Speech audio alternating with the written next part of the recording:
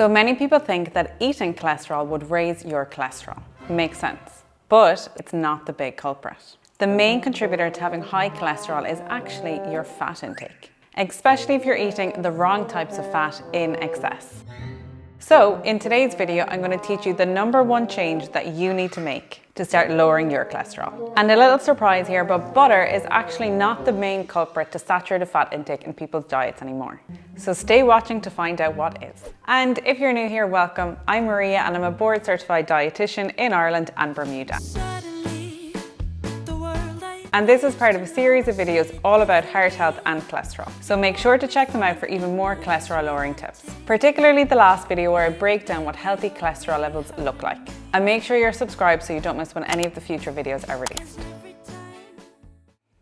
So we don't need to eliminate fats or have a low fat diet. Eating more of the right kind of fats is very beneficial to our heart health and even our brain and our skin. But the key here is the right types of fat. And years ago, we used to think that all fats were bad, but now we know that that is very wrong. So, to help you understand this, there is broadly speaking 2 groups of fat. We have saturated fats, and these are the ones that we want to limit because they raise the bad cholesterol. And we have unsaturated fats, which are heart healthy, and we want to eat more of these as they can increase our good cholesterol and lower the bad. And an easy way of differentiating between the 2 of these is to think that saturated fat usually comes from animals or animal products.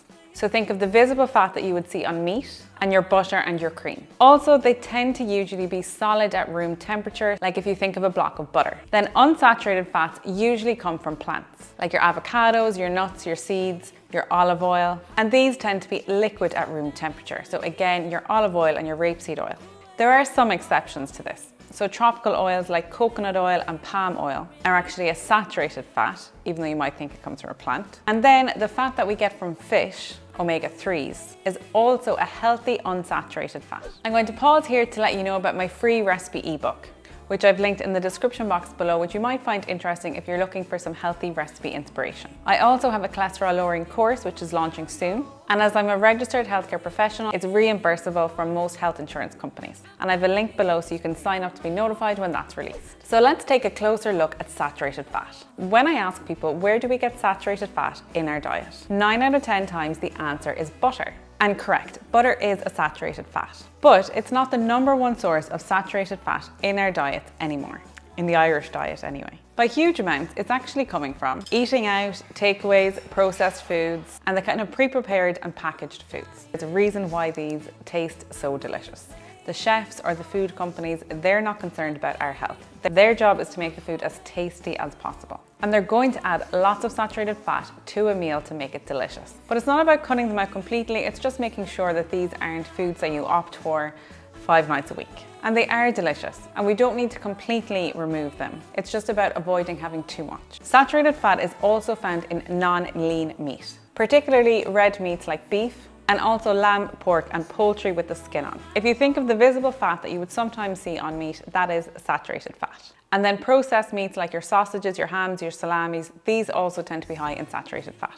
Your bacon, your sausages, and your pudding. Dairy also contains saturated fat. However, recent research is showing that we don't need to worry as much about the saturated fat that we get from milk, yogurt, and cheese. And this is because these foods have other nutrients in them like calcium, potassium, and phosphate. And these nutrients seem to be having a protective effect on the heart. However, butter and cream are basically all saturated fat and don't have many other protective nutrients. So these are the ones that we do want to limit. And I've touched on this in my other video, The Truth About Dairy, which I'll link in the description box below. So make sure to check this out if it's something you're interested in learning more about. Saturated fats are also in pastries, biscuits, cakes, cookies, and donuts because butter is often used when making these foods. And then finally, tropical oils like your coconut oil, palm oil, and palm kernel oil. These are all saturated fats, which many people are surprised to hear. There was a bit of a craze on social media that coconut oil was the best thing for us. But unfortunately, that was just a lot of hype and it wasn't coming from trusted healthcare professionals. And yes, it can be tasty and it's okay to use every now and again. It's also great for your skin and hair topically, but it is a saturated fat and it can contribute to raising your cholesterol levels. So for someone with high cholesterol, really we'd be recommending something like olive oil or rapeseed oil instead. And one of the biggest changes that you can make to lower your LDL or your bad cholesterol is reducing your saturated fat intake. And it's all well and good for me to tell you this, but what are you now going to replace it with? And that brings me on to our unsaturated fats. And if we look at some of the healthiest people in the world, like in the blue zones and the Mediterranean, they do eat a lot of fat, but it's the unsaturated kind. This would be things like your avocado, your olive oil, your nuts, your fish, and so on. Which is great news because many of these foods are delicious and we do not need to avoid them at all. In fact, they can be very good at lowering your cholesterol. Now, unsaturated fats are further broken down into monounsaturated fats and polyunsaturated fats. Monounsaturated fats are found in olive oil, avocados, and tree nuts, and we should try to include a source of these most days. And then we have the polyunsaturated fats, which are broken down into omega-3s and omega-6s. And I want to draw your attention in particular to the omega-3s, because there is a huge body of research supporting the role of omega-3s in improving your heart health. They can increase our good HDL cholesterol, subsequently reducing the bad LDL cholesterol, and they are anti-inflammatory. So it's a win-win-win. And we primarily get omega-3 fats from oily fish. Oily fish is usually the coloured fish, so think of your salmon, your mackerel, your trout, and your sardines. And we want to try and get 2 servings of oily fish a week. And that way we will get enough of these omega-3s. Some people will ask me, can I just take an omega-3 supplement? Maybe you don't like fish or you don't eat it very often. And there has been a lot of research into this. But unfortunately, what the research shows is that the heart healthy benefits come from eating the real fish itself, not the supplements. Now, I would say if your fish intake is really poor and you just really don't like it, then there's definitely no harm in taking a supplement. But if you can, try to eat the fish. Even once a week is great. And we can get some omega-3 fats from plant sources, like your chia seeds, your walnuts, and your flax seeds. But it's important for me to say that the plant-based omega-3s are a different type of omega-3 to the ones that we find in oily fish. So in oily fish, we get EPA and DHA, and they're the ones that have all the heart healthy benefits. In our plant-based sources of omega-3, we have a different type of omega-3 called ALA, and it doesn't have the same benefits. So again, if you can, including the oily fish once or twice a week is ideal. Now, if you're a vegan and you need to choose a supplement, make sure that you're choosing one that is sourced from algae, not from flax seeds or anything else.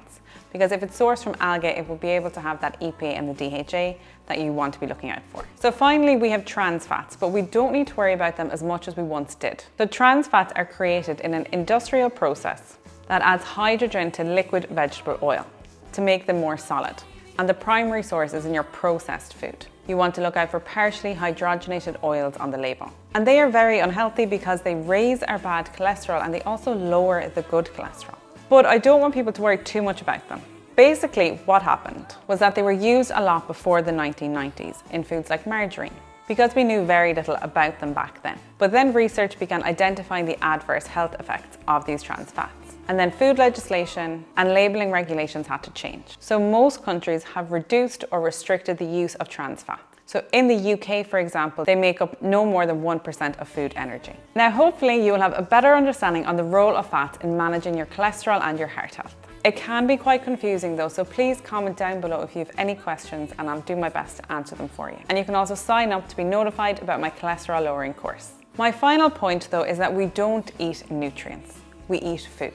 So keep an eye out for an upcoming video where I'll discuss the best dietary pattern to follow and how to structure your meals and snacks in a practical way so you can make these changes without having to think too much about them. Please give the video a thumbs up, don't forget to subscribe, and thank you very much for watching. I'll see you next week.